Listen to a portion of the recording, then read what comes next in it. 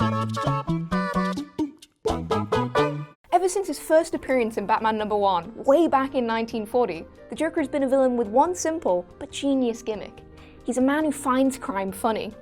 When you boil it all down, look at all the different iterations over the years, that's the one constant. The Joker loves to have a laugh, and there's nothing that makes him laugh more than some good old-fashioned criminal activity. The problem is, he's always searching for the next big laugh. Small, victimless crimes can quickly become overdone and lose their sense of levity. This has, on occasion, led to him taking things much too far, leaving everyone reading feeling very disturbed and very much not in on the joke. With Joaquin Phoenix's recent turn as the Clown Prince of Crime receiving a huge Oscar buzz, we thought it was high time to revisit the Joker's comic book roots. Here are some of the worst things the Joker has ever done, and all of them were just for laughs. I'm Zoe from What Culture, and today I get to do my favourite part of my job and talk about a whole bunch of gross comic moments, with the 10 most disturbing things the Joker has ever done. Number 10. Murdered by popular vote. The Joker has killed countless people in his time, but what makes this murder so egregious is that he turned comic readers into his accomplices. In the 1998 Batman storyline A Death in the Family, one issue ends with the Joker viciously torturing Jason Robin Todd with a crowbar and leaving him for dead in a warehouse with a time bomb. What happened next ensured the story arc's place in comic book history. On the last page of the issue, readers were encouraged to phone in to a special number and vote on whether Robin should live or die. The Jason Todd version of the character had replaced the beloved Dick Grayson as Robin, and had proven unpopular with many readers. For this reason, his fate was put in the reader's hands, just to see how unpopular he really was. As it turns out, he was indeed unpopular, unless the conspiracies about people repeatedly phoning in are to be believed. Although the votes were incredibly close, at about 51 to 49%, the decision had been reached that Jason Todd must die. This made Joker's graphic torture of him in the previous issue seem even more unpleasant, as all of a sudden, it would be the last thing that he'd ever experience. Oh, it's also worth noting that this storyline began with the Joker selling nuclear weapons to terrorists because he was strapped for cash, and somehow he made that a lesser evil. Number 9. Took the lives of a live studio audience. If any fans of the classic graphic novel The Dark Knight Returns went to see Todd Phillips' recent Joker movie, they surely got a feeling of dread when Joaquin Phoenix's Arthur Fleck turns up as a guest on a late-night talk show.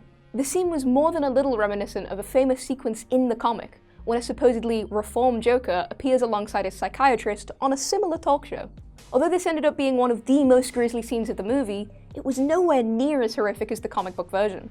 While, spoilers, Arthur Fleck merely shoots the host and is done with it, comic book Joker takes it several steps further. He has poison laughing gas flown into the studio via a flying, talking robot doll named Bobby, then flies right out of the studio on Bobby's back. It's a truly disturbing sight, as the now dead studio audience are left with permanent, horrific Joker grins on their contorted faces, while the Joker is so unfazed by the whole thing, he can't even bring himself to smile.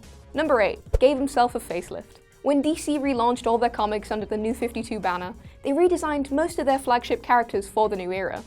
Never one to be left out, the Joker organised a facelift of his own, and had the doll maker surgically remove his face, just so he could staple it back on a year later. Why did the Joker do this? His motivations are very unclear. While some think it was purely to give artist Greg Capullo something cool and kind of gross to draw, others believe Joker was jealous of Batman's dual identities and wanted to create a mask of his own. When he couldn't think of a design more iconic than his own face, he decided to turn that into a mask itself. In fairness to the Joker, aside from mentally scarring a few readers with a horrific image, tearing his own face off was an act that really hurt nobody but himself. Number 7. Gave Monte the full Monty. When Joker leaves you in charge of his criminal empire while he's locked away, you better take very good care of said criminal empire. Otherwise, like his hapless henchman Monte, you might be stripped of all your worldly possessions, and also the skin off your back. In Brian Azzarello's 2008 graphic novel, simply titled Joker, the titular Joker is lawfully released from Arkham Asylum, under decidedly mysterious circumstances. What's his first act as a newly free and assumedly reformed man? Why, skinning alive his top employee, of course. This employee, Monte, had been left to manage Joker's affairs from their base of operations, a strip club tastefully named the Tenderloins. As a reward for this, Joker put him on show at the stage of his club, minus his clothes and minus his skin.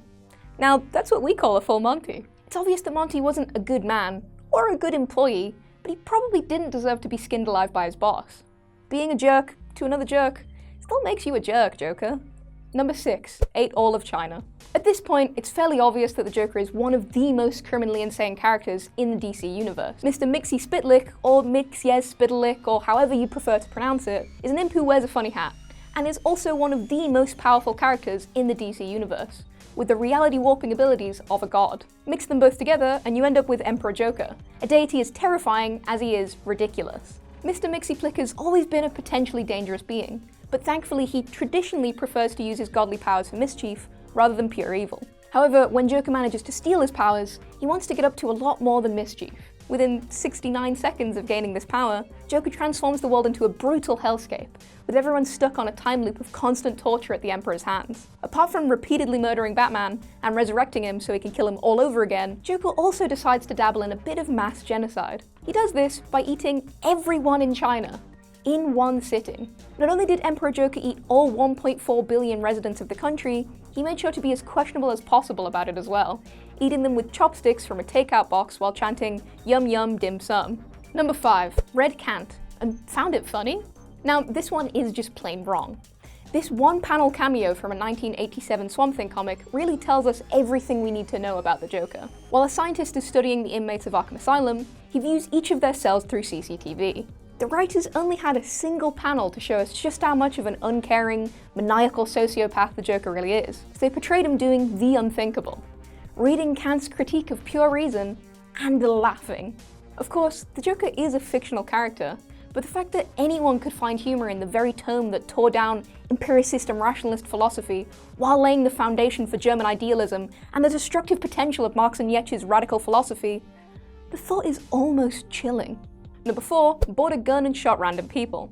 In one storyline of Gotham Central, a comic book series centered on the police force of the city Batman calls home, Joker commits one of his scariest crimes to date. Unlike other entries on this list, what makes this so terrifying is not how unthinkably over-the-top eccentrically evil it is, it's the fact that it's so simple, and unfortunately so realistic. Joker gets a gun, stations himself in a building, and shoots people. That's it. That's all he does. There's not rhyme or reason to the targets he chooses to kill, he just wants to cause chaos. This story serves as both a representation and a biting critique of the wave of mass shootings that's been plaguing the US in recent years. With more mass shootings than days of the year in America last year, gun violence has almost become another aspect of everyday life. Gotham Central shows us that, at this point, it takes a colourful, eccentric villain like the Joker committing it to make anyone even take notice of it. And somehow, that feels way darker than the vast majority of his other schemes. It's an all-too-common real-life crime that paints the Joker as an all-too-common, real-life jerk. Number 3, prank called a police officer. Joker loves a practical joke, although his brand of tricks are a little more severe than most pranksters. We've all prank called somebody at some point in our lives, whether it was our best friend or the local pizzeria. Some of the more daring of us may have even prank called a police officer, as the Joker did in his second appearance in Batman number 1. However, very few of us have ever hidden a poison dart inside a telephone receiver, waited for the police officer to hold it to their ear, then shouted "Joker" so loud that the dart flew out of the phone and killed them. Very few of us, that is, except for the Joker. What makes this ridiculous method of murder so disturbing is how it turns an everyday object into a killing machine. If you were a child reading Batman number 1 in 1940, there's a high chance you would never want to put your ear to a telephone receiver ever again. Although you may not realize it, Joker may have been the one to inspire our generation's love of text messaging and inherent anxiety towards answering phone calls. Number 2, assaulting Batgirl.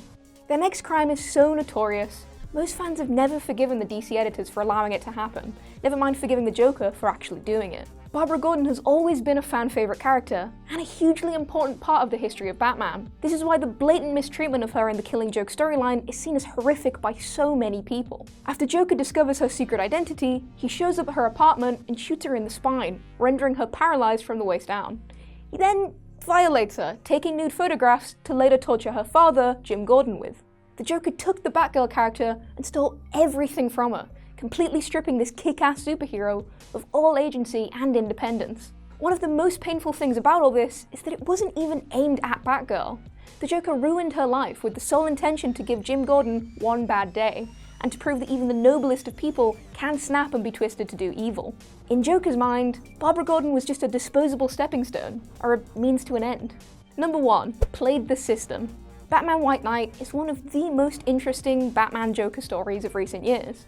As part of DC's Black Label, it explores a what-if scenario rather than telling a canon tale, asking the interesting question of what would happen if the Joker was cured of his insanity. The answer is, he would play the system, getting into local politics and turning the people of Gotham against the Dark Knight. While running for city councilman, the same version of the Joker, who calls himself Jack Napier, successfully renovates the underdeveloped Backport area of Gotham, recruiting Batgirl and Nightwing into the Gotham City Police Department, and getting Batman arrested for years of reckless property damage and the needless endangerment of countless civilians. He also addresses the surprisingly fair point that Batman mainly targets lower-class criminals, rather than using his powers to take down white-collar crime. Although there is the nefarious use of mind control in this plot, what's so distressing about the White Knight story is how it really makes you side with Joker over Batman. Jack Napier truly seems to be a reformed man, whereas Batman is the dangerous one who can't get over his own personal biases. The fact that a person directly responsible for the deaths of so many innocent people can go on to play the system and successfully run for office is profoundly disturbing, because it's not something that's restricted to the world of comics. So is the Joker the most disturbing villain in DC's roster, or are there worse? Let us know down in the comments below, and don't forget to like, share, and subscribe. I've been Zoe from What Culture, and you can find me being equally disturbing on Twitter at Zemascal. Thanks for watching.